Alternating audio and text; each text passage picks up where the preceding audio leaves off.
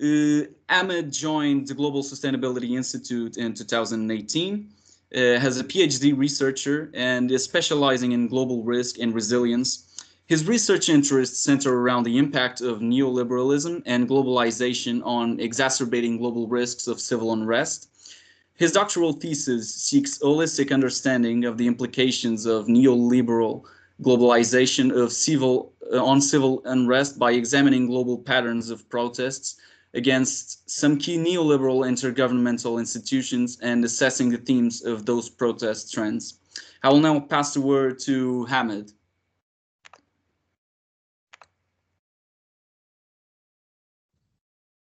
Hamid? Hi everyone. I'm really glad to be part of this summit.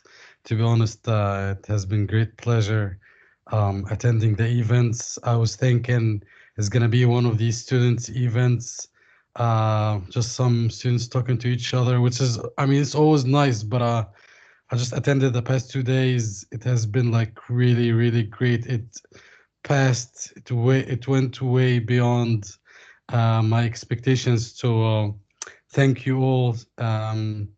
Thanks the GSI, thanks the Student Union, and Tatiana, of course. I'll just get to the point real quick. As you said, my name is Ahmed. I joined the GSI in 2018.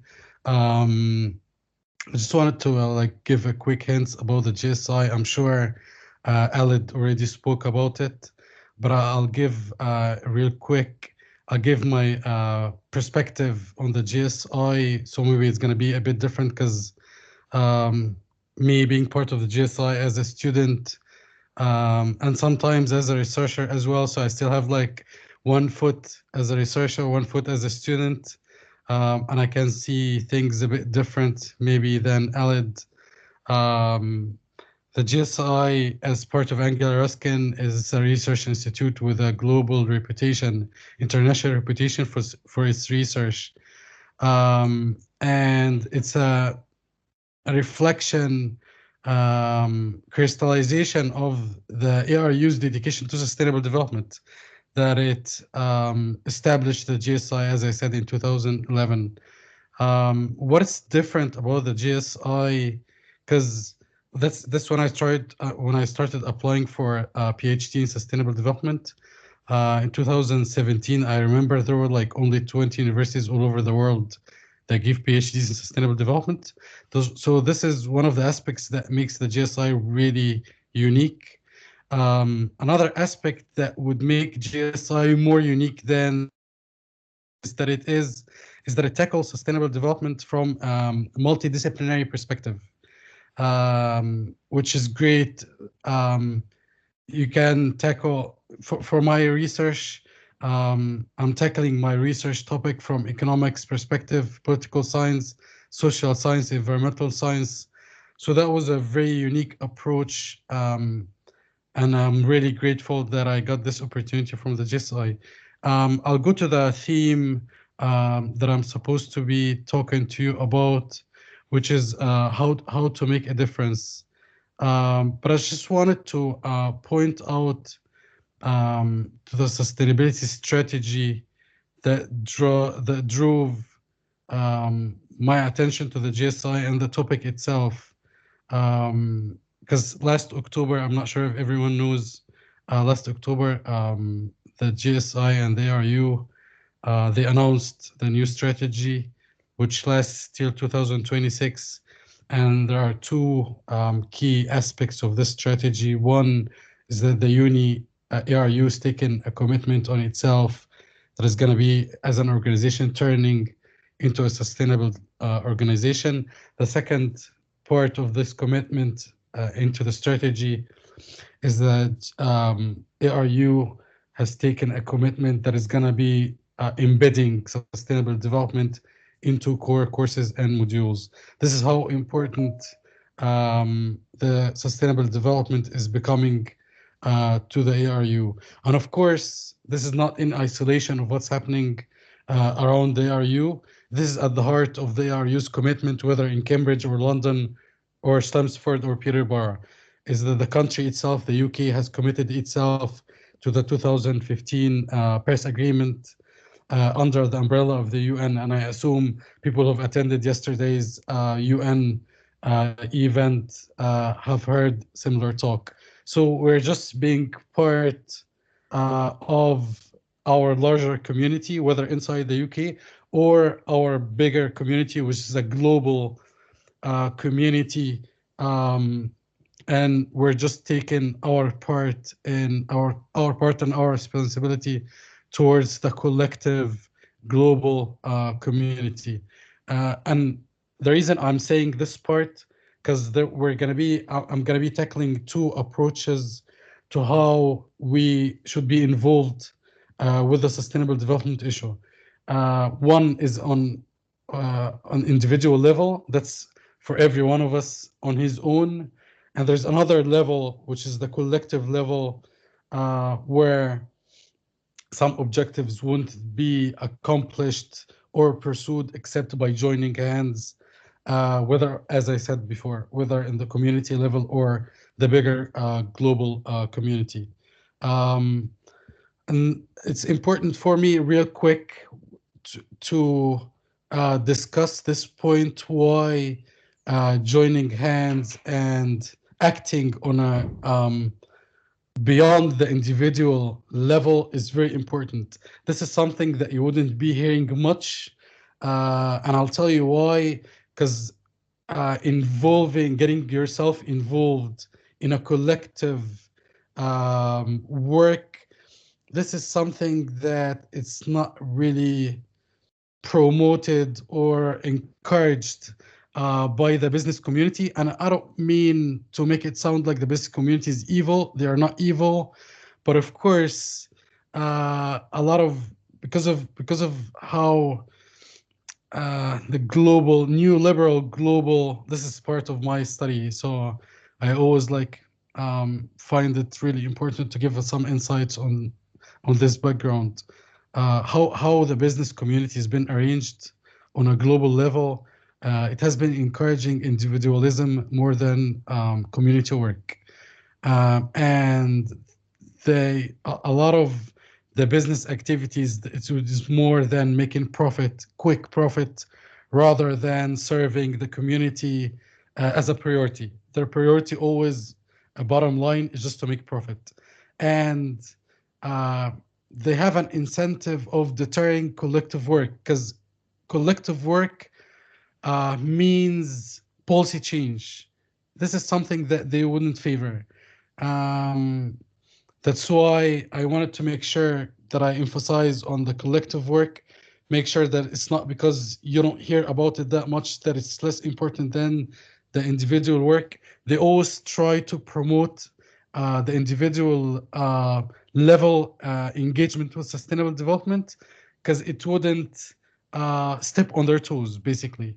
As long as everyone is working on his own, it's fine. Oh, you want to go vegan? And I'm not saying all the individual stuff is not important. Of course, it's very important, but it wouldn't accomplish some objectives that are only should be accomplished collectively. Why? Because the issue that we're discussing right now, it is a global issue.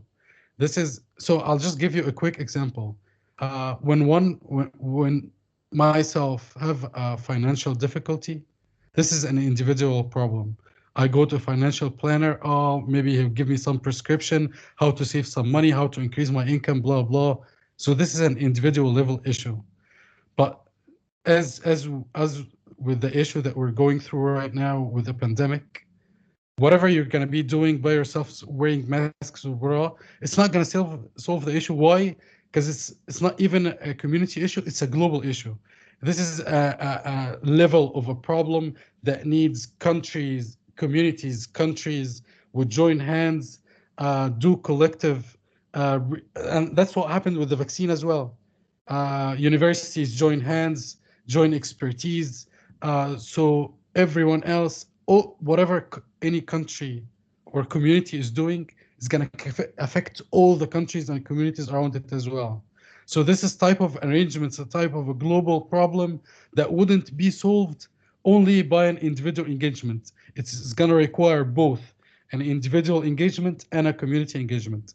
So now I'll turn to the part where I'll discuss with you what could be done on the individual level and what could be done on the community level. Um, of course, everyone in his own position or in his lifestyle could engage in sustainable development in a different way. But the way I'll be tackling this issue, I'll be tackling it in a general perspective. So these are the issues that touches the lives of each and every one of us. And it's gonna come down after that part, it's gonna come down to each one's circumstances to interpret that concept of sustainable development and look into his own life and see where he can make change. But in general, the issues that would touch everyone's lives, some stuff that goes like about respecting the laws and norms of the community and the country that you live in. This is the most basic level of engaging with sustainable development. And the reason I say the laws and the norms, because as long as the UK is taking part in the UN and 2015 Paris Agreement, so there will be some policy changes. It's going to affect the laws and the norms, which, by the way, I mean, we should take credit for it, whether, especially in Cambridge, by the way, and London, of course, but especially in Cambridge, there has been going a trend that the city have been taken of getting so aware of the sustainability challenges. So by us taking a healthy part and being uh, um, serving individual into Cambridge community or the London community and so on, is going to require us to be aware of the laws and norms of the country itself. Um, there's another level that's so basic as well. It's about saving resources, national resources, whether you live in the UK or live in whatever other countries that you come from, or whether that you study in the ARU, or and you're going to be leaving at some point, going back to your country. It's going to require that you transfer this knowledge and awareness to your home country as well. The most basic is that to serve the community and serve your community and yourself is about saving resources. And the most basic resources are water and energy sources. This goes from taking showers, brushing your teeth. Um, you have to make so you have to be so mindful of the water consumption that you're using, and you have to be sure this is not just for being, oh, I'm being a good citizen. It saves you money. It really saves money. And you have to know that the long-term implications about saving these resources is that you're going to be graduating and you're going to be finding jobs. There are no jobs created without resources. The more you preserve resources, especially collectively, the more employability perspective you're going to find in the future. The same goes with electricity as well. A lot of people are not mindful of leaving their TVs on or sound system unattended. This is a lot of wasted resources and a lot of wasted money. A lot of people would leave the lights on. I know this is like a parent's talk, but the reflection on real life is so enormous that it's going to make so much difference on the long term. Another perspective about disposing of waste. And I'm sure a lot of people, especially people living in UK, are so aware of the recyclable bins and how to separate between food wastes and getting rid of plastic, glass, carbons, and papers should be thrown in recyclable bins. Because this is something that would save these resources taking these resources back into the economic cycle instead of digging a ground from new resources and end up with a lot of plastic, a lot of these resources just standing in landfills. One of another basic approaches to individual engagement with sustainable development is about fashion and buying clothes. We have a saying that goes like, if you think you're buying a piece of clothes, especially fashion, there's an issue with the fashion industry because it's so tied to slavery and exploitation, especially in developing countries. So you have to be very mindful of the social impact of your consumption and your buying behavior. Um, this is something that I learned from GSI. I never heard it before. It says like if you're going to a shop to buy a piece of cloth, if you think you're going to be wearing it less than 30 times, maybe you need to think again and think of buying something else. I'm not sure why 30, but I can interpret that it's some sort of level where you would consume a piece of cloth rather than being showy or consumerist, just buying stuff because you have an urge of satisfying your um, I mean, I don't want to end up like talking about politics, but you get the feeling that I'm trying to say. It's not just about you trying to feel good about yourself. You just go out and spend money just getting stuff that you're not going to be using. Um, Another thing, it's about shopping in general. So when you go to a supermarket, make sure that you buy quantities that you only need, so you don't end up like buying food that's gonna expire in short period of time. You're not gonna consume and you end up throwing it in the trash bin. Take a shopping bag with you, so you don't end up taking plastic bags from the store. This is something that I wasn't used to these practices before I came to the UK. I learned it from integrating with people at GSI and people in the Cambridge community itself. When I see people being more aware of taking these back to the shops, I myself start learning these habits. Try to buy loose fruits and vegetables. Try to go to local shops. If it's possible, try to buy from family shops. Help these people put food on the table rather than doing shops from bigger supermarkets that would end up helping a CEO buying a third or fourth house. Think about if especially if the price wouldn't affect you that much. Think about buying from local shops, helping local people putting food on their tables. Um, there is another issue, and that would resonate with the same or extend the same argument about making sure that you use whatever you buy. A lot of people would buy stuff and they use them, and after some time, for circumstances changes, whatever, they don't need these stuff anymore. Just don't throw them in the bin. Don't just put him, keep him just sitting in the corner. Sell him, sell him for somebody else that would use him in a less price. Maybe he can't afford to pay the full price, or donate them if you can. It would go to somebody else who can't even afford to pay it at all. Then you end up helping other people. There are a lot of online platforms that could help you, whether you can buy stuff online, use stuff, or you yourself can sell your stuff, end up making a bit of money and helping other people using these used stuff. Be mindful of your plastic use. Plastic is awful. It doesn't degrade, it stays in landfills.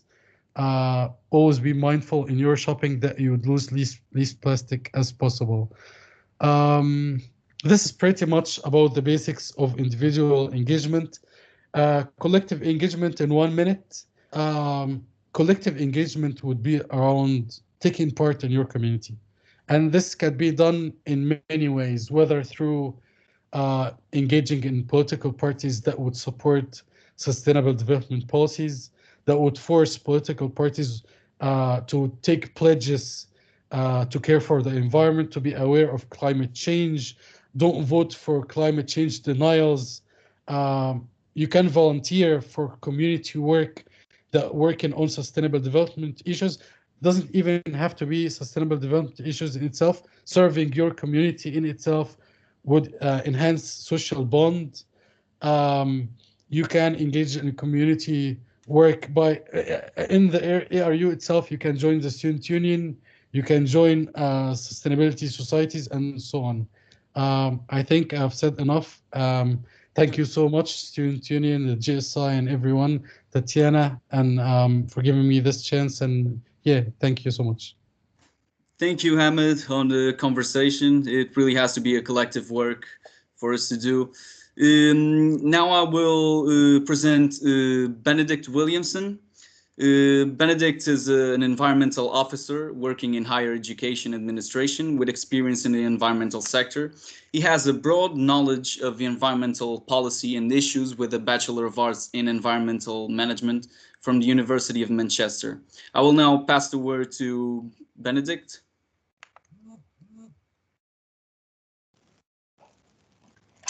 Hiya, I didn't realise you had all information about me.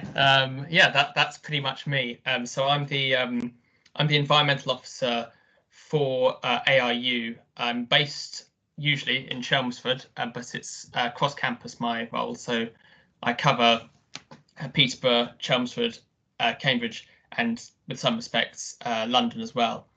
Pretty much my role is to ensure the sustainability of the university within all of its remits, so biodiversity, water, energy, procurement to some extent, and I'm sure I'm forgetting some. Oh, travel is probably the main ones that I focus on. So what I do is, so a lot of my role more recently is reducing water consumption, energy consumption for the university as a whole. So we spend about £2 million every year on our energy bills at ARU, and we spend about 200,000 on our water consumption.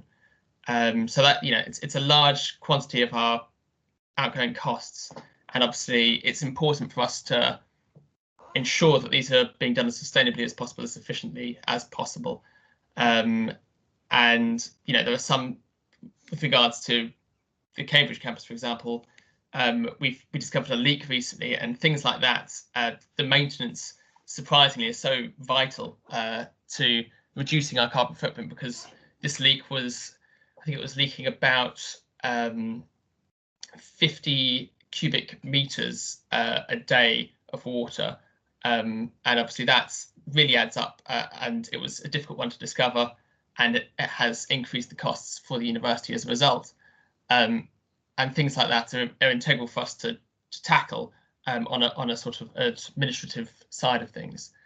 With regards to students, which is, I suppose, more so why I'm here today, is to talk to you about what we do for the student body. The main thing I can employ you all to do is to sign up to ARU Green, which Bradley is going to give a more in-depth talk on after myself, which is a platform that pretty much encourages students and staff to engage with sustainability, on a variety of levels, and it's sort of a gamification to some extent of it. So you receive prizes for participating in that activity. Yeah, so other things that I would like to talk briefly about are, we also run a Society's Green Fund, which it is important for the student body to be aware of. I've been working with Emily and Ollie in the SU to try and streamline this process a bit more, because it has been difficult to engage our staff, our students, this past year due to obvious changes. And it's now going to be integrated into the accreditation, the Society's accreditation for sustainability. I believe that is correct, Emily. You can adjust that later, or amend any of the things I've said later. And that'll be hopefully a way of us incentivizing our societies to undertake green activities, so that the student body has a better understanding of how to run a group, to some extent, you know, a small organization, you could even argue, in a more transparent and more sustainable way, and to be more mindful of your sustainability activities, be aware of the challenges, and obviously take action to tackle them. And through doing this, there are various awards: a gold, bronze, and silver award. Silver and bronze, I suppose, is the usual way that it's said. And I think, yeah, so that's something that I would highly encourage for the any people listening now to promote, to engage with. Other ways of engaging with us and engaging with some of the extracurricular sustainability activities within the university is through following ARU Green on Twitter, on Instagram. Honestly, reading things as simple as briefly scanning bulletin, things like that. It's a great way of making sure that you're aware of what's going on within the university, what the university is doing to improve its sustainability credentials, and how, as Ahmed said, is how we're trying to work collectively with other institutions to drive the sustainability agenda. I'll just give some examples now of some of the larger scale sustainability activity we're doing.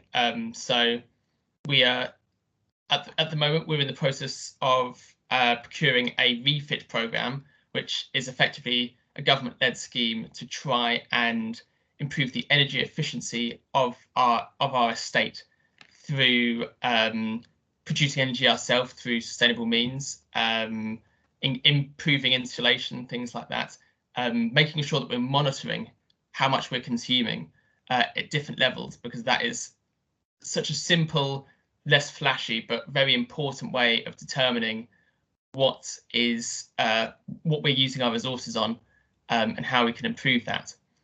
And another thing which we did last year, and we're hoping to do, touch wood, again this year, is enter into a power purchase agreement with our energy.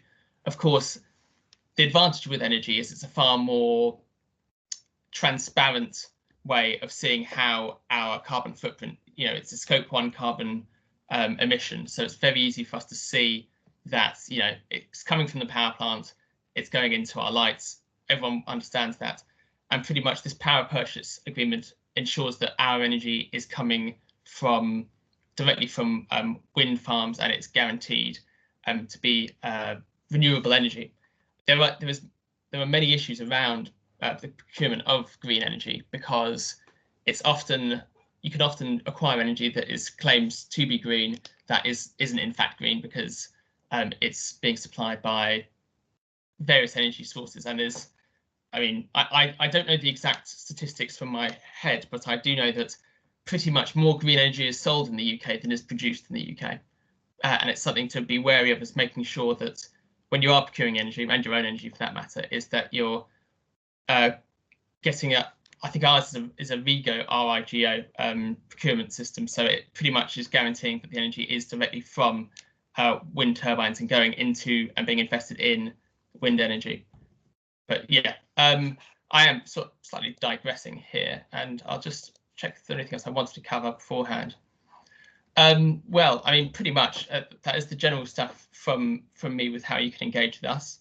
Bradley's going to say a lot more about ARU Green, sorry, which is obviously my main message. Please sign up to it. Please engage with it, whether you're staff or student. It's a great platform for finding out what you can do to be more green. And if you have any questions, please email me. I will put the information on the Society's Green Fund in the message, ARU Green as well, and of course my own email address. Thank you. Thank you, Benedict, on your thoughts and all the insightful information. And speaking about ARU Green, we have Bradley Williams here. And ARU Green is a program designed for rewarding employees and students at Anglia Ruskin for taking steps that boost sustainability and well-being. Whether it's saving energy in the workplace, recycling more, or taking part in well-being activities. The activities help you and ARU deliver the United Nations Sustainable Development Goals. Individuals compete as part of a team to earn green points for actions related to waste and recycling, sustainable travel, energy consumption, monthly challenges, and many more. And we have Bradley here to talk a bit more about this fantastic initiative. I'll pass the word to Bradley. Great, thank you very much. I think that was an excellent summary of what ARU Green is. My name's Bradley. I'm Programme Director at a company called Jump. We are the development agency behind ARU Green. We are engagement specialists, and we specialise in engaging with staff members, students around sustainability and wellbeing issues. And we've worked with Benedict Emily, and a number of the team members at the SU and the university to develop the ARU Green platform, which I'd just like to take 5 to 10 minutes now just to give you a demonstration of how the program works. So the program is an online web platform and mobile phone app that can be downloaded in either the Apple or Google Play stores. And it's an engagement tool which you can use to find out more about sustainability and wellbeing at the university, and how, as an individual, you can take action on key sustainability issues. So the platform is built around this activities block, in which we've worked with ARU to narrow down a number of key behaviours that we want to be promoting across staff members and students. You'll see down the left-hand side there, this is narrowed down to things like energy saving, sustainable travel, health and well-being, and waste and recycling. Under each of these themes, there are a number of different activities that you can engage with. There'll be some things on here which you'll likely already be doing as conscious individuals, such as recycling, and there'll likely be some things on here which you haven't previously thought about. Ahmed earlier gave a number of many great examples of individual action, and you'll find that you can earn green points for taking part in those. So there are a number of different activity types. For example, you can opt in to certain behaviours, such as active travel. By opting into that activity, you'll receive a weekly reminder email or app notification to let us know how many days that week you've travelled actively to and from the university. Obviously, a lot of us are doing a lot less travel than we might have done a year and a half or so ago. As well as the opt-in activities, you can make individual pledges. So an example of that would be to make a single-use plastic pledge.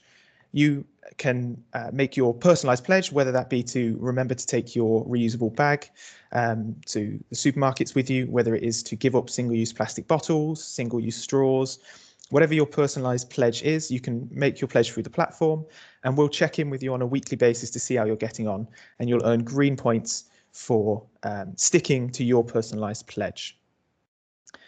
As well as that, we have a number of resources here to help educate yourself around these various themes. You could take some of our quizzes, such as the recycling quiz, to learn a little bit more about recycling at the university. You can come and make earn points for your health and well-being as well. So a few examples under that theme would be the STEP challenge. You can opt into that STEP challenge and earn points for each step you're taking. If you have a Fitbit device, you can sync it up to the platform and earn points automatically for that. And we also run various competitions where you can submit information to earn points, or you can submit photos. We're currently working with ARU to run their biodiversity photo competition, which they run annually. So you've got the opportunity to submit your photo for the competition, potential to win prizes. I'll just point out we have had some excellent submissions so far, which you can view through our gallery. And in May, you'll have the opportunity to place a vote for which of these photos you think should be our winner this year. And there's 3 prizes that we'll be giving away. So all of these activities that you'll be taking part in, things that are good for you, good for the planet, you'll be earning green points. Those green points feed into a live leaderboard, which allows for friendly competition between staff members and students. You'll see on our individual leaderboard, you can see some of our top performers. And we also have a team leaderboard with different teams, staff and student teams, competing to be those that have earned the most green points, those that have taken part in the most sustainable and positive well-being actions. Each month, we reward individuals with prizes. So those that have earned the most green points can potentially win one of our £10 vouchers. They can choose whether they'd like to pick a national voucher, whether they'd like to support a local business with that voucher, or whether they'd like to donate it to charity. And at the end of the academic year, the team that has earned the most green points and therefore completed the most positive actions receives a donation in their name to a local charity or a national charity. And you'll see here we have a list of charities which you're able to support. and vote for at any time. There are a few other elements to the platform that I wanted to highlight today. We have an insight series that we run alongside the platform. So this is a series of 6 webinars that we run throughout the year that focuses on a key sustainability or well-being area. Some of our previous webinars include health and well-being, linking the climate emergency with the health emergency. We had some excellent speakers from Great Ormond Street Hospital who do a lot of work around the health implications of the climate emergency. We've had excellent speakers from ARU during the fashion webinar. As well as that, we've had things like travel, biodiversity and air quality. So these webinars are about 45 minutes in length. Individuals can sign up, earn points for attending. You'll hear 3 5-minute presentations from industry experts. Our next topic for our May Insight series will be on net zero. And we've lined up some excellent speakers, including a team member from the net zero team at BEIS, obviously the government Department of Business, Energy and Industrial Strategy. And you'll have an opportunity to engage with those speakers. So we keep the presentations short with a big focus on individual action so that we've got plenty of time at the end to facilitate a panel discussion. So you'll have an opportunity to put your questions to our speakers, and we found them to be really engaging events. So sign up to ARU Green today, take a look at some of the fantastic actions that you can take part in to help ARU become more sustainable, and sign up to our webinar. If I could leave you with one final message, it would be that if we all take part and have small positive actions together, and they build up to have a big impact. Thank you. Thank you, Bradley, on the good presentation of such an amazing project. Now we had a last-minute change. Instead of Emily, now Fred Anderson is going to talk, if that's okay for you, Fred. Yeah, absolutely. Yeah, no, that's fine. Let me just share my screen. Perfect. In the meantime, I will introduce you. Okay, Fred Anderson is a Sussex graduate and co-founder of Ecosia on Campus. Ecosia on Campus is a global student-led campaign that aims to make Ecosia the default search engine across the world's universities. And Fred currently acts as a project coordinator in various universities, helping students across the globe to work in partnership with higher education leaders to showcase the benefits of using the alternative search engine. I will now pass the word to Fred, who can better explain the essence of such good project. Thank you very much for the introduction, and a real pleasure to be speaking with the Anglia Ruskin University Sustainability team today. And it's a real pleasure to be sharing Ecosia with you today and talking a bit about the Ecosia on Campus movement. And if we do have time for a tree planting quiz and a Q&A, also happy to take part in that as well. But a little bit more about myself. So I'm Fred Henderson, and I'm a project coordinator at Ecosia. I work in Ecosia's business development team, which sort of is cross-functional with the marketing team.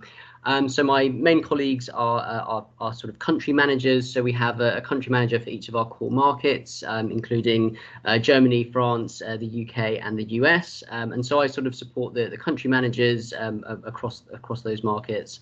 So my role splits into 3 sort of main priorities. I'm the Ecosia on Campus co-founder, supporting students at over 250 universities to campaign for Ecosia and to make it the default at their university. I also help organizations that are considering switching to Ecosia and helping companies to track their tree count of employee searches. And I also manage Ecosia's user support, so answering inquiries from our users and sort of automating some of those processes as well. So quite varies, but that's kind of how things go generally at sort of startup organizations. But yes, like any presentation about Ecosia, it's kind of important just to go from the very top. So as I'm sure most of you on this call are aware, Ecosia is the internet search engine that plants trees. So Ecosia is just like any other search engine in that it makes its money through users clicking on ads displayed in search results. But what makes Ecosia so different is it uses 80 to 100% of its profits to finance tree planting projects around the world. And Ecosia has now planted over 120 million trees across the planet's biodiversity hotspots and in parts of the world where they really have an impact on the local communities. And Ecosia has actually planted more native tree species than any other organization. And this is all thanks to our 15 million monthly active users, which are using Ecosia as their everyday search engine and collectively, having a real impact together. It's a way that we can sort of make a simple change in our lives. But if enough people do that, collectively we can plant 120 million trees. And so where does Ecosia plant trees? So we actually, at the moment, we have 60 projects across 30 countries. As I mentioned, we focus our tree planting in biodiversity hotspots. And these are parts of the planet which have been identified by scientists as containing unique biodiversity. So plant and animal life, which can't necessarily be found anywhere else in the world. So for example, the island of Madagascar is an island detached from the continent of Africa, and life there has sort of evolved in its own unique way. You have plant and animal life there which can't be found elsewhere, and it's a country that has really experienced a lot of deforestation over the years. So focusing in areas like this, it's really important because we want to sort of replant those native trees and support that sort of natural habitat to get it back to what it once was. We have new contracts signed in India, Australia, and Malawi. So this map is actually quite dated now, but I hope to update that at some point soon. And so why trees? Well, Ecosia's 100 million trees are sequestering between 1 and 3.5 million tons of carbon dioxide each year. This figure is calculated by the Winrock carbon calculator. Between 1 and 3.5, there's obviously quite a lot of sort of difference between those numbers, and that's because it's so difficult to actually calculate accurately. But this figure is calculated on a hectare basis. So rather than sort of calculating how much carbon is sequestered by individual trees, you look at sort of the hectare of land and then the biomass of those trees, and that's kind of used in that calculation. But as well as sequestering vast amounts of carbon, Ecosia's trees are also benefiting local communities and the local people. For example, these images are from our project in Senegal, where the trees are planted as part of an agroforestry system. And what this means is that trees are planted alongside farmers' crops. And this means that farmers can sort of have higher crop yields because the trees help to improve the soil fertility. So through planting trees, it increases the amount of shade. It also sort of increases the amount of water that is collected in sort of these desertified landscapes. And ultimately, it really helps the farmers to have more nutritious and higher crop yields. And another point here is that each project does serve a unique purpose, as we'll sort of see from some other examples. And we always plant, native trees which belong in these climates and sort of have the sort of the impact on the locals as well. And so we plant trees in Ethiopia with a partner called Green Ethiopia. And on the right-hand side here, you can see what is a lush tomato field in the middle of the Ethiopian desert. And this is only really possible because of planting trees, which help to sort of cool the climate, so that these kinds of agroforestry systems are possible. And I've now just got a quick video from our project in Ethiopia, just to show the lives of one of our tree planting partners. After we planted the forest, the river.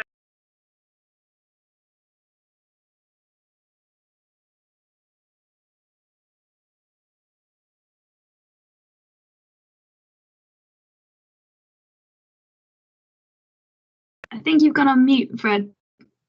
Sand from the river for 20 cents. Right. It was hard work and dangerous too.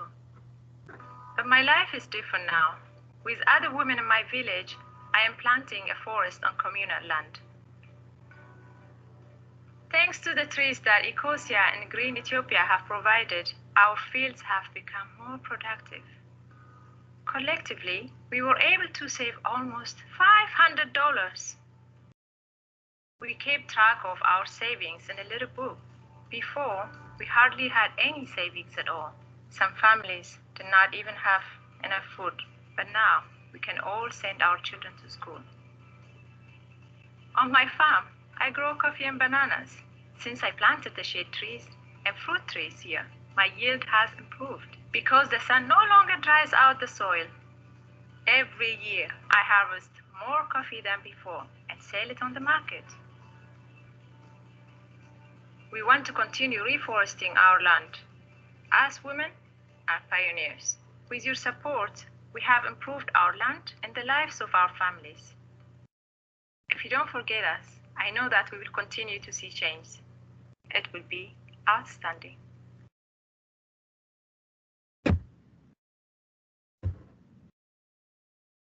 So that's a really nice video from Almaz, who's one of Ecosia's tree planting heroes. And so, yeah, now moving on to Australia. Oh, hang on, wait, Helen, let me just go back. Yeah, there we go. Can I make this full screen? And I'll carry on like this. But yes, if you can cast your minds back to the beginning of 2020, where we really thought that the worst thing to happen that year would be the fires, the bushfires in Australia. But what Ecosia did in response to that was we found a new partner to sort of help replant trees in the aftermath of what were unprecedented bushfires in Australia at the start of last year. And what made this project, so important is that there were areas of subtropical rainforest which had been affected by the bushfires, and these are trees which should never be sort of burnt, and they're not part of like the seasonal bushfires. And so what we did is we ran a marketing campaign where all of the searches from our users on a particular day, all of that revenue was then dedicated to supporting this project. And we planted 26,000 trees with Reforest Now over the course of last year. And this was in a subtropical area where it really shouldn't have been sort of affected by the forest fires. And you can see that in these images here. And moving to Indonesia, just to highlight how each of our projects really does serve a unique purpose. The trees that we plant in one location, are sort of for that unique climate, and it's the same within Indonesia. So as I'm sure some of you are aware, vast parts of Indonesia's ancient rainforests has been, deforested due to the palm oil industry, and palm oil. It's as well as cutting those trees down, palm oil plantations really decimate the soil, so that it's really hard to grow things like once the land has been used as a plantation. And so that's what Ecosia does there, is we're sort of aiming to restore the soil of these what were plantations, and bringing back some of that biodiversity, and also we plant sugar trees in Indonesia, as these provide an alternative source of income for the landowners, so that there's no sort of incentive to be sort of using the land for palm oil. And so I hope you really enjoyed hearing about some of these projects. But the question is, how does Ecosia actually make money to really invest in these tree planting initiatives? And as I mentioned, searching with Ecosia, the way that we generate our revenue is through users clicking on ads. So when you type something into Ecosia, generally the first results will be highlighted with an ad icon, and it's when you click on one of these that it will generate some revenue for us. And we're completely transparent about all of our finances, and we publicly publish our monthly reports online. So this is the sort of our finances from March this year. So we've made close to 2 million euros, and we planted close to 2 million trees. So we have a breakdown of all of our sort of costs. You can see exactly how much was invested into tree planting, how much we spent on marketing, for example, as well as operational costs like heating for the building, as well as employee salaries. And so what we generally say is that we invest 100% of our profits into climate action, with generally 80% going towards financing tree planting projects, and the other 20% is put into a reserve to ensure that Ecosia is not only sustainable, but so that we can invest in other environmental initiatives that we want to focus on. And yeah, I was really interested to hear about Benedict's work on this call and sort of how the university is exploring renewable sources of energy. So yeah, I thought I would add in this slide to just explain how Ecosia is a carbon negative organization. Actually, Fred, we are a little bit tight in time. Yeah. So yeah, no worries. Okay, if you could keep it brief, it would be. Absolutely. No, what I will say is, yeah, please do check out Ecosia's YouTube channel. There's some really fantastic content on there about Ecosia's business model, as well as sort of our you know, videos and lots of footage from our tree planting partners on the ground as well. Just to tie things up, Ecosia is a B Corp organization, which means it's been assessed on its impact on community, the environment, and it's only an accreditation given to organizations with a really high level of public transparency. And yeah, just moving on to Ecosia on campus. So this is a part of what I'm doing at Ecosia, supporting students. There's now 250 campaigns with 7 universities that have made the switch to Ecosia. And one of those universities is actually the University of East Anglia. So maybe there is a bit of competition for Anglia Ruskin to be making the switch as well. And what our campaigners generally get up to is sort of encouraging other students to start using Ecosia, and we're able to track the number of trees planted by the campaign and send them a monthly report. So this is a really nice way that students can track their impact with Ecosia and to help the university to plant as many trees as possible. And yeah, just passing over to Emily Long now to mention a little bit more about the campaign at Anglia Ruskin. Thank you for your presentation, Fred. Yeah, I use Ecosia as my default search engine, and I totally recommend it as there are no downsides and you get to help the planet. So what are the doubts? Actually, we're going to pass it now for Felicity Clark. Felicity is the Institute Manager for the Global Sustainability Institute, a multidiscipline research institute. Felicity is responsible for facilitating research and looking after the team and the Global Sustainability Institute. With a strong administrative and organizational background, it is her job to ensure that the vision of the director and the strategy for the institute is translated and communicated down and across all the students and staff. Felicity also coordinates work placements in the Working Towards Change module on the Masters of Sustainability at Anglia Ruskin University. I will now pass the word to Felicity. Hi, I'm a bit disappointed we didn't get to do the quiz. Maybe we'll have time for that at the end. I'm actually here in my capacity as a UCU rep. So although I do work for the GSI, when I'm speaking here today, it's for my work as a green rep for the Universities and Colleges Union. So I'm not sure how much you guys know about trade unions. Hopefully you're all automatic members of student unions when you sign up to university. But there's also staff associations, so representing different staff groups. And as the name sort of implies, the UCU represents university workers, higher education, further education, and also prison education. And I thought it'd be, useful to talk a little bit about that, just so people are more aware of the work that's going on kind of behind the scenes from the staff point of view as well.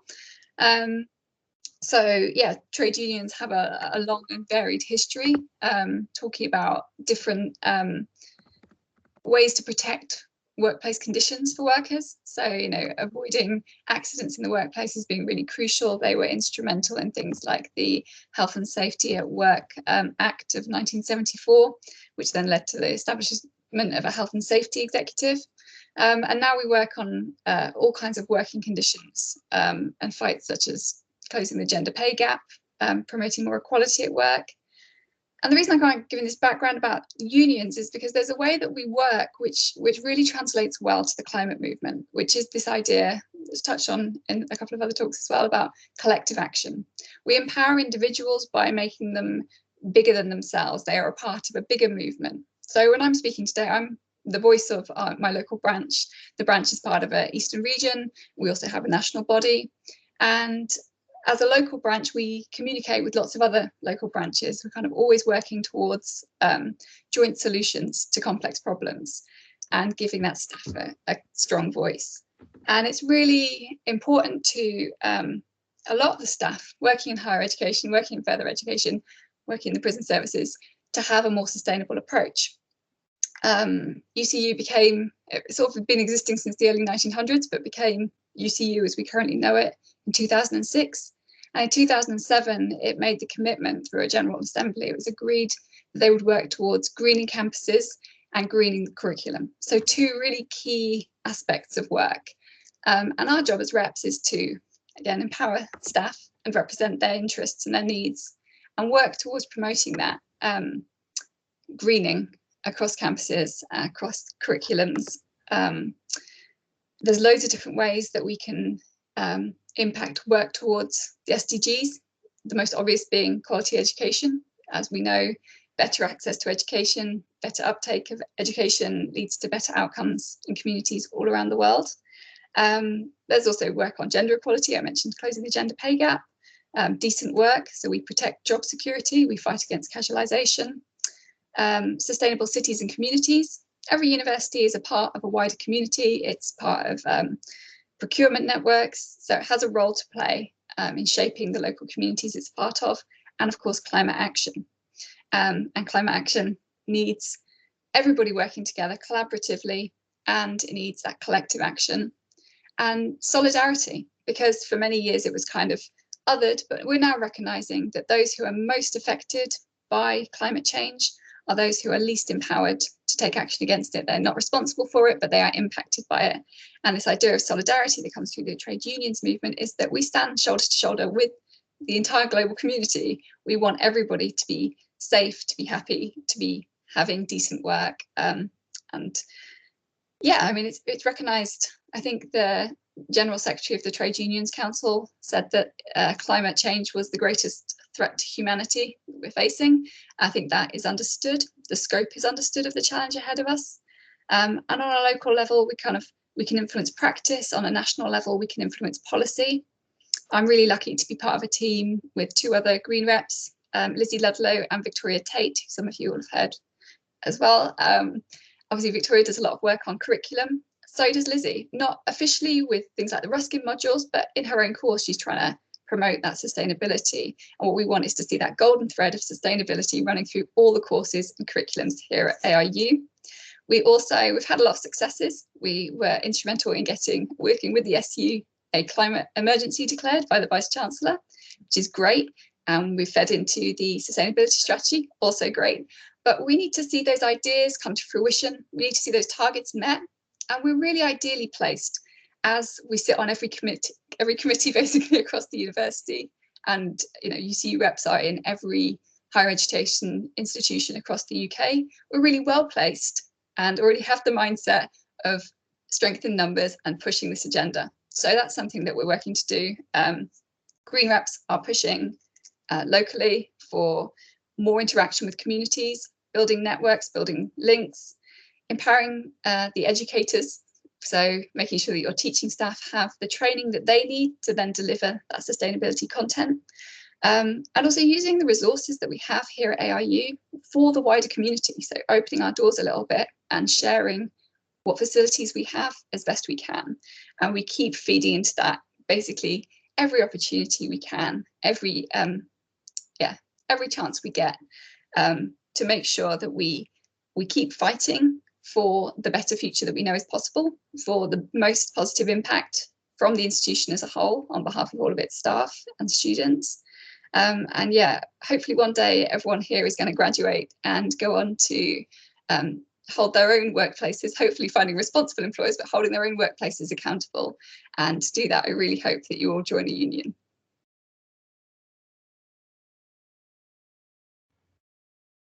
Thank you very much, Felicity. I'm going to introduce now Emily, who is going to precede the Ecosia on campus presentation. So Emily Long is an acting officer of the Anglia Ruskin University Students' Union as the Vice President of Science and Engineering. Emily is a graduate in marine biology with biodiversity and conservation at ARU, where she undertook other roles such as faculty rep, welcome desk representative, and others. Emily is currently on the lead of the sustainability campaign at ARU, aiming to help the university to make better choices and adapt new environmental policies. I'm going to pass the word to Emily now. Thanks very much, Francisco. And I will first apologise if my internet cuts out. I'm working from home today, so I guess we'll see how it works. And thanks for doing your research, Francisco. Great to see that's been made available to everyone. Yes, and I'd love it if Fred, if you wouldn't mind, I'll just start off with Ecosia on campus and then go into the wider sustainability campaign. I don't know if you've got the rest of the slides available, Fred. If not, I can just talk through it. That's okay.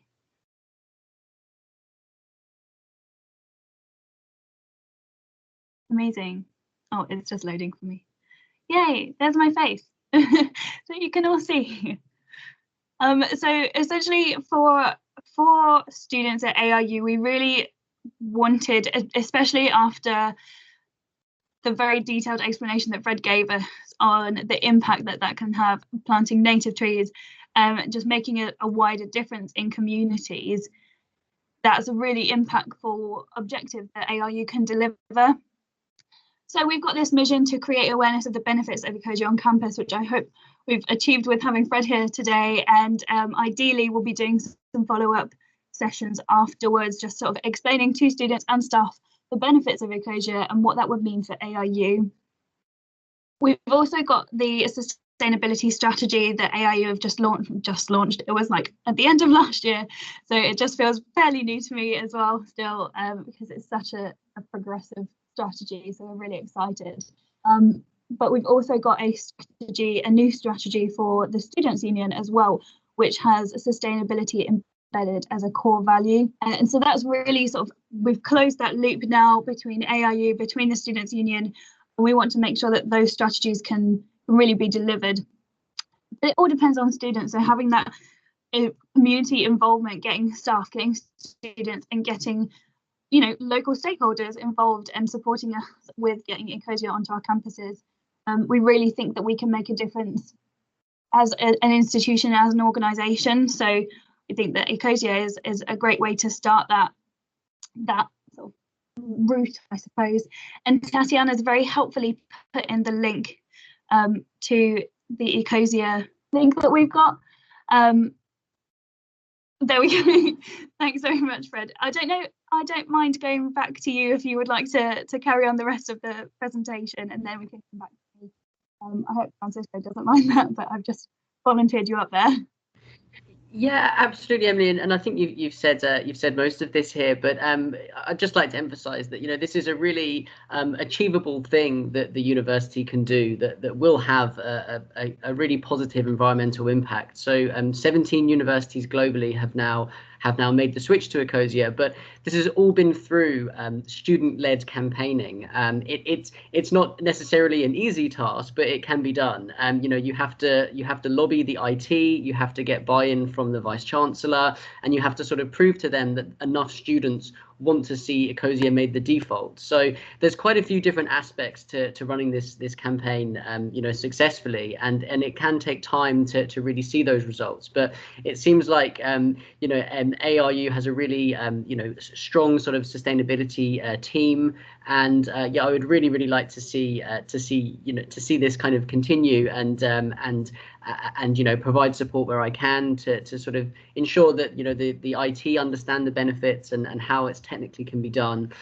But yes, in the meantime, you're able to download Ecosia through this specific link, so ecosia.co/ARU, and this means that any of your searches and your trees will count towards the university's total, and this will really help Tatiana and Emily and the Ecosia team at the university to prove to senior management that, look, we are just a small group of students so far, and we've already helped to plant 100 or so trees, and this really helps to get them to imagine what the impact would be if it was made the default for all students on campus.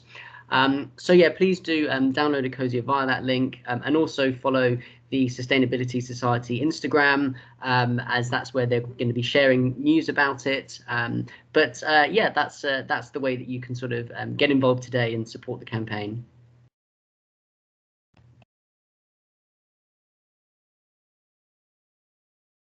Amazing. Thanks so much. I guess you can stop sharing now. Thanks, Fred. And I will, if no one minds, I'll just do a quick update on the sustainability campaign as a whole, where we've got to and the next steps. I appreciate we have overrun quite a lot, so feel free to dip out. We understand, but you can watch the recording later on. So for sustainability, obviously, Francisco gave me a wonderful introduction there and explained that I did my degree in marine biology with biodiversity and conservation. So I had a couple of modules that I went to, and that really sparked my interest. I did some training with, Benedict gave me the training with alongside Victoria on sustainability. And that really sort of started me on this whole investigation into what sustainability actually means. And I found that it's quite a broad topic. In what I've understood so far, it's not just one individual solution that we can come up with. It's not just one individual issue that we can campaign on, but it's a much broader topic. It's got a lot of involvement. Each of the Sustainable Development Goals plays a huge part into our lives and the community that we live in. And I didn't have that understanding when I started as a student at ARU. So it really is becoming self-aware when you talk about sustainability, and I really wanted to, when I'm an officer, I really wanted to get that embedded into ARU, so that not every student who comes to ARU has awareness or has been made aware of what sustainability means, the wide scope of it. So this campaign really is about trying to reach out to students, reach out to staff who join us, and give them that understanding, provide opportunities for people to learn a bit more. So obviously I mentioned we've got a new SU strategy, which has a value of sustainability in there, and that really becomes part of like a culture change within the SU staff team as well, really trying to encourage staff members and students who run societies, volunteers who work with us, really trying to embed that thought process of that wider sustainability application. But really, for sustainability campaign, I'm just going to briefly share my screen so you can see where we're at, what we've done so far, if my computer wants to work. So I'm hoping that you can see this Monday board. Just give me a nod if you can see that. If not, that's all right. I will talk through it as well. Perfect. So this is where I like to keep track of everything that I've got going on. Obviously, with sustainability and with all the different teams that we've got at ARU, things crop up that don't necessarily fall under a campaign, but I like to get involved in and stick my nose in where possible. And really get as much student voice wherever we can. I appreciate Benedict and Victoria, you've taken the brunt of my nosiness with sustainability. So thank you very much for that. I suppose to begin with, we wanted to start with the Sustainability Society way back last year, and very grateful for Tatiana and Francisco and the rest of the group that you've stepped up and become part of that and decided to lead that yourselves. I'm very grateful to you. This whole summit would not be possible without you. So yes, thank you so much. We do have a couple of other campaigns. Some of them have closed because they are they've become not a student priority, and there are other things. Obviously, I've got a very long list. Some are complete. We did a short sustainability week, which is basically a precursor to this in February, so we could understand what works well, what doesn't. And then when Tatiana and Francisco said that they wanted to run a summit, it was very much for the first week, I was like, oh, another one, maybe not. But with what we've learned not to do as well, this has worked really well, and I'm so grateful for you. It's been a fantastic 3 days. So yes, that sustainability summit, I've had a couple short roles here as well. Give It a Grow. This was a project suggested by students around providing sort of boxes and packs that students can grow their own herbs, grow their own sunflowers, grow their own foods, and just sort of trying to promote a bit of thinking around what can you do on, you know, on your windowsill. Can you grow some tomatoes, grow some basil, those sorts of things. We're still waiting on that. We're hoping that the executive committee who run all the elected student representatives for the students' union, I've got to get some advice from them and see if they would be willing to invest in these boxes and packs for students as well. The Goal 1 Strategy Committee, sorry, I appreciate that's in yellow, but I can see it, so I will read it to you. Goal 1 Strategy Committee set up, and this is in response to the ARU's sustainability strategy that they launched. Their Goal 1 is our students, so it's really about how can we have an operational group to deliver the aims and work on the aims that that goal has. So far, that is ongoing discussions with the Deputy Vice Chancellor and various invested individuals within ARU, creating a terms of reference and recommended membership group. So that seems to work quite well so far. So we're hopeful, we're optimistic. We've not been met with a no, so grateful for that. ARU Green, obviously heard from Bradley earlier, and Benedict mentioned it also, but really, in my opinion, ARU Green can be much bigger at ARU. So I've got this on my list because it's something that I think lots of different students, lots of different demographics can get involved in. You can take part from anywhere. So really just think that there can be a lot more work done on that, a lot more departments buying into ARU Green and getting involved. That's on my to-do list also. Sustainability web pages. This is about the SU website that we've got.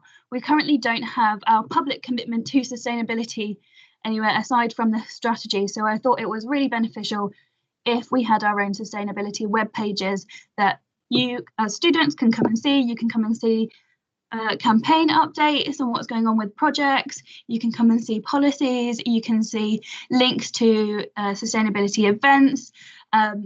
Just basically the one main hub page, I suppose, one main landing page for sustainability and the SU's commitment to that as well. So I'm in discussions with the SU comms team around that. It's being designed as we speak, so hopefully that will be up and running eventually. And on there will be also like an ideas page, so you can send in suggestions on what you want to see ARU or ARU Students' Union doing on sustainability and what we can get involved in. Obviously, next up was Ecosia on campus. This was something that I used on my personal laptops from a couple of years ago, and really just thought it would be really beneficial if actually these were the default search engines for at ARU. So anyone who uses a staff laptop, computer, laptops on campus, and you can have it on your own laptop as well. Really just trying to anticipate the wide reach that we can have from there. I do feel like we've spoken about Ecosia quite a lot as well, so hopefully that has grasped your attention, and ideally we'll be looking to, now that that's sort of launched, hoping to get a lot more information out about that as well. The sustainability awareness policy. So this is a current policy that students last year voted for. So that basically policies set the direction and stance that students want the SU to take. These were the union resolves points. So these were points that students said they want the union to work on. So things like reduced printing, doing events that promote sustainability and utilise spaces on campus, no longer selling products in plastic bottles. As you can see, some of these are complete and need to be monitored or are continuous, one time only. That is done now, so I can mark that as done. But yeah, going through, obviously I've been in discussions with most of the people on this call about various things on this policy anyway. So yes, thank you for your discussion so far. It is still ongoing.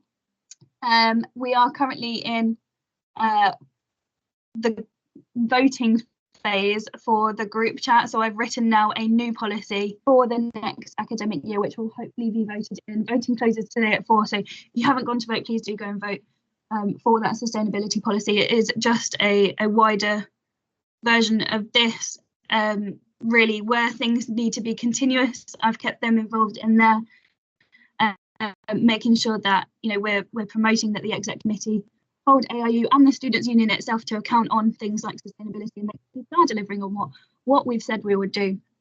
And I mean that to myself too. So if there's anything I haven't done that you think, yes, Emily, you should have done that, or isn't this done yet, you are more than welcome to say so and call me out on it, because it's needed, and that's that kind of voice that we need to have in ARU, challenging and holding people to account on these things.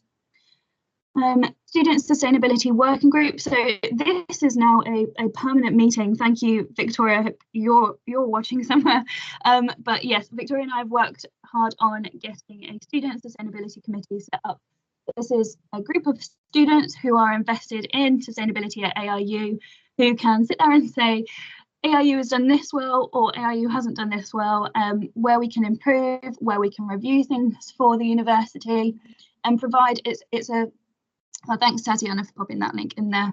But the working group for students is a bunch of students who are really passionate about sustainability and want to hold people to account, want to hold, like, present ideas, run events, those sorts of things, really support the Sustainability Society as well. Just really keeping that consistency as well, holding the exec team accountable. Yeah, so that's the Student Sustainability Working Group. That is a permanent group now as well.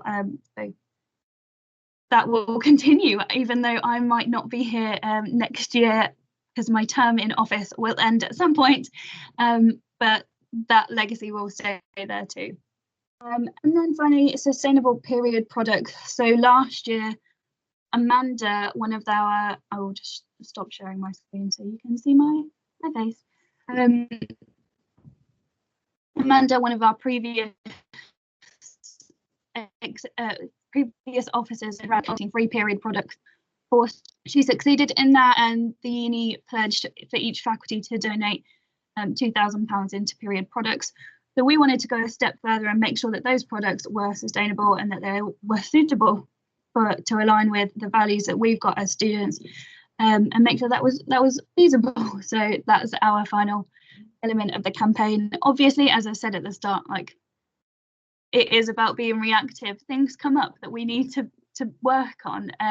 Sustainability isn't all about reducing plastic. It's things like investing in people. It's things like making sure people are represented in different meetings, making sure that we are being a sustainable university, a sustainable institution. So I think Ahmed very spoke about in the beginning of this session the wider meaning of sustainability and what that means for us as an institution. Being ambitious is what we need to do, and yeah.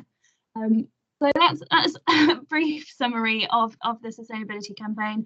Obviously, many different projects, many different things crop up throughout that, and I'm very grateful to everyone who has been involved already or plans to get involved. It is always an open conversation I am very willing to have, and if anyone does want to get involved in the student working group, we are still looking for people to get involved in that. There's we've not reached our maximum limit yet, so do feel free to drop us a message and find out a bit more. Yes, I think I've summarised the whole campaign, and a bit about the SU's commitment. Hopefully the sustainability web pages will be up shortly as well, so I'll share those as soon as they're up and running. That's it. Thank you for the two strands of your presentation. Hopefully let's raise an interest in sustainability, all of us. So we will now open the Q&A. So we already have a question. I believe it's for Fred. So who are the owners of Ecosia? Hi there. Yeah, no, it's a really good question. So Ecosia was founded 10 years ago by Christian Kroll, who is our owner, and we're based in Berlin. But what Christian did a few years ago is that he gave up his rights to ever sell Ecosia, and so the way that he structured this is that Christian owns a large percent of the shares, and then also another investor who sort of helped to get Ecosia started. He also owns some shares, but then we've given 1% of the shares to a foundation, and this foundation has veto rights over what all of the shareholders are allowed to do and whether they are allowed to sell those shares. And what this basically means is that Ecosia can't ever be sold to like another organization, and that the purpose of those shares, rather than to increase shareholder value, the purpose of those shares legally is that profits must always be invested into tree planting. So instead of being an organization that is structured in a way that it needs to increase value for shareholders, legally Ecosia has to plant trees. Like that is the purpose of the shares of the organization. So yeah, in terms of who are the owners, it's Christian and an investor, and also a foundation which owns veto rights over the way that shareholders are allowed to, what they're allowed to do with those shares. So yeah, it's kind of a way that we've structured the business where we can't receive like direct investment, and which, you know, in some ways does kind of prohibit our growth as a company, because we can't sort of raise millions to sort of expand. But it also means, and you know, there's a downside to that, but it does mean that we have complete control over how we run the organization, and we have no like external pressure from shareholders to say that, oh, we need you to make more money this month, or we want you to sell the data of users so that we make more profits. Like, we have no external pressure from shareholders in order to make money, which is actually quite sort of liberating, and means that we can do business as we like. But yes, it does mean that we don't get that, you know, multi-billion pounds worth of investment that you get when you go public. Amazing, thank you. Now I have a question for Benedict. Has ARU provided a student-friendly description of how Refit will work? Where can students find details of the environment team?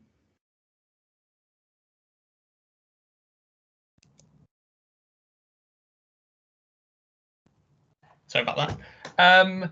So not yet.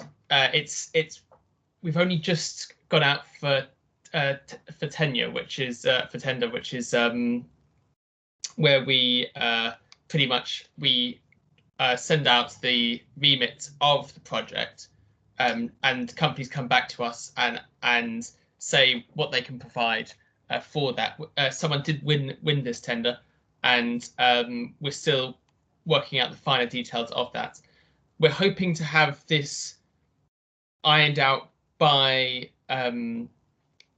July, to be frank. We're hoping to start the work by July, to be honest. But it is one of those things where if we don't start the work this summer, due to the nature of the university, it will probably be delayed another year till next summer. Is there anywhere I can forward information onto? Because currently I can obviously forward information on what Refit is as a concept, but our specific parameters I'm not entirely confident that I can share at the moment.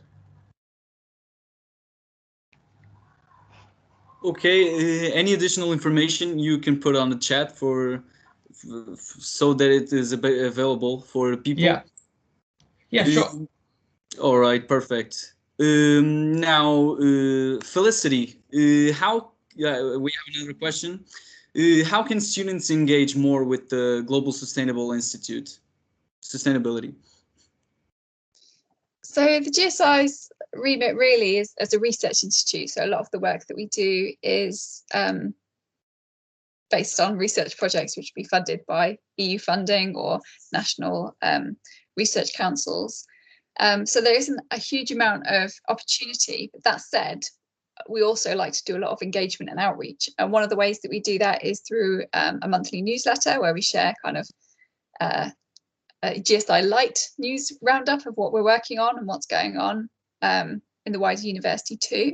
And the other way is that we hold regular sustainability seminars. So they're usually lunchtime seminars about an hour long, which is a mix of internal and external speakers talking on a range of sustainability topics. And the final thing that we do is publish a magazine, which is usually annual, although the last edition that we tried to put out on campus, obviously campus has been largely shut down for the last year, so we won't have a fresh one this year because a lot of those articles are still very relevant now. So yeah, So What magazine is available online through the GSI web pages, which are part of the ARU web pages, and you can pick up copies on campus if you happen to be on campus.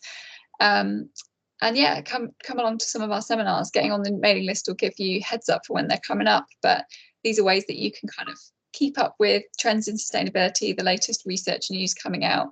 And then occasionally we do have placements, research internships available. They are, very intermittent. They kind of as and when projects call for extra hands on deck. So do like to have students come into those if applicable. But yeah, keeping in touch with us is probably the best way to find out about those opportunities. Perfect. We'll definitely keep up with it. Now, Hamad, we have a question for you. What inspired you to get involved with the Global Sustainability Institute, specifically as a student staff member? Regarding what you said about this topic, not just being at an individual level, but also community level. If you had a magic wand and could ask for anything, what would you ask ARU as an institution, both staff and students, to do? Well, actually, this I had an interview with Alid before I joined the GSI, and of course, even before the interview, I read some of his work. And Davide, who is my supervisor right now, both of them are my supervisors right now. But I can sense, because I had an issue with trying to study sustainable development in Australia before I moved to the UK. We had a big issue with studying sustainable development, is that because of universities and the way universities are being funded these past few decades, with the shifts has been happening, it's funding universities have been more tied to industries, and industries have an incentive to move sustainable development towards some direction that would serve greenwashing practices a bit. I'm not saying 100% that this is always the case, but they have an incentive to move sustainable development towards something that people studying economics are familiar with that story, which is corporate social responsibility. It's awesome work, of course, but it has a bit of an issue where it's more of a voluntary abiding industry being obligatory, which I had a big issue with. I don't want to end up serving business interests by going and studying or promoting sustainable development. I want it to be effective where it reaches and affects lives of the people. And as I told you, with the interview and reviewing Alid's work and the GSI's work before I joined, that's what I felt. This is my place. That's what I was looking for. I was looking for a place where I do research and I engage with, where I see this perspective is happening. This is for serving people, serving the community, rather than end up greenwashing business practices. That was my major interest in GSI, and that's besides that it fits my topic, as I told you before, that it's tackling sustainable development from a multidisciplinary perspective. That's when I joined the GSI, that's what I found is happening there. That's the spirit that I found inside the GSI, with everyone studying and working there. So yeah, I'm so grateful for the GSI. And if I can give an advice for anyone regarding passion for sustainable development, is that, and of course, I mean, it's not just we're doing it for the goodness of whatever. Part of it is that we as well thinking that we need to help businesses really make a serious change transformation towards sustainable development and end up serving their communities as well. So I'm not making assumptions that a lot of businesses are just doing greenwash. A lot of these businesses are serious about serving their communities, serious about producing goods and services that they themselves and their kids would be consuming as well. And of course, I feel inside myself like, as I learned so much and enhanced myself, giving me a feeling of being a better person, I feel I have an obligation to pass this message to everyone else, whether inside the ARU itself or inside our community. And as I mentioned before, take this knowledge back to my home country, which is this awareness would reach everywhere, since we all share the same planet, basically. I mean, you can tell, I'll just finish it in 30 seconds. You can tell with the pandemic, a lot of countries to try to solve the issue by closing their borders. Can you imagine you can close your borders on climate change? It's impossible. It's impossible to happen. That's why, I keep on emphasizing on the collective work. We have to join hands, countries join hands, societies join hands, and face this global challenge. Yeah, thanks.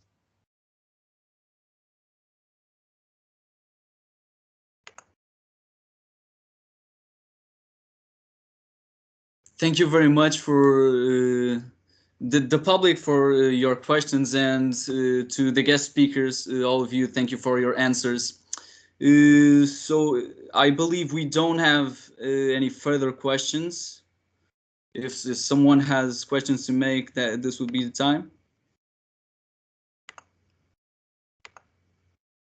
I just had one question, and sorry for keeping everyone with my one question, but I was just going to ask to the panel members left here, including you, Francisco, if you had one piece of advice to give to the students that are watching, to any viewers later on, what would it be?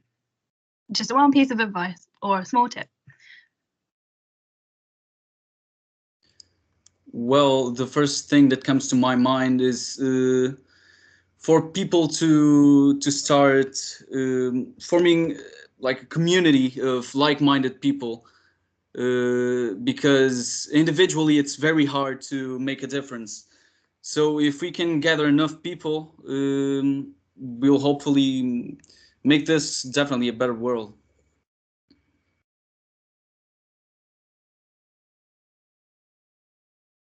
Thanks. Felicity? Yeah, similarly, I think, it can be very disheartening to try and tackle big existential problems on your own, and it can be quite overwhelming. So finding a community of like-minded individuals can really help to support you, whether that's virtual, like an online thing, signing up to a newsletter, signing up to joining a society, joining a union, whatever you end up doing, find your tribe, and it makes the journey a bit easier.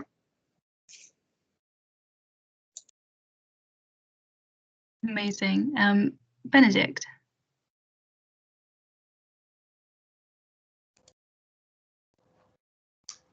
For me, I'd say, try and find something that you're passionate about, I suppose, within the remit of sustainability. It covers everything. Whatever you do or whatever you enjoy has a sustainability aspect to it. And I think it's a good thing to, if you're new to it, to focus on that as a means of getting to know the broader picture.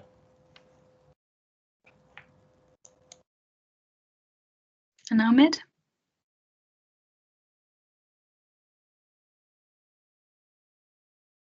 I can't think of anything. Everyone said what I had in my heart as well.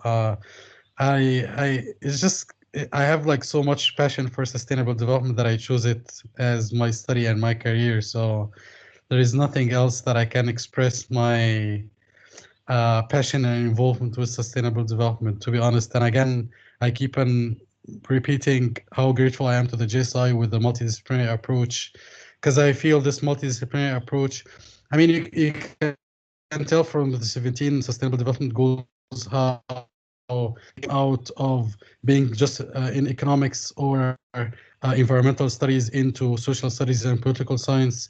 And again, this is part of the GSI's ARU sustainability strategy. By embedding it into core modules, this is like sending the message to each and everyone in his own discipline to take in the concept and then bring it out, how they would develop it, take the step further, how this generation would be equipped with the education and the skills and critical thinking, where they can take the step further and handle the challenge that they themselves would be at the forefront of this fight. So I hope this message would reach the widest audience, and then we'll take it from there.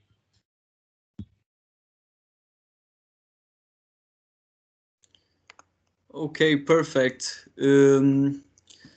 Well, I think that was all. Thank you all for your presence here today. The next session will happen at 3 p.m. and will be the closing ceremony of the ARU Sustainability Summit. For more details of the program and resources, you are welcome to visit the Summit Hub at any time. And don't forget to claim your 100 points in the ARU Green app. It's been a pleasure to be here today with you. Thank you all so much for attending and being part of this road to a better future. Thank you and see you next time. Oh, yeah, it was supposed to be on at 2, but it has been rescheduled and will now be at 3.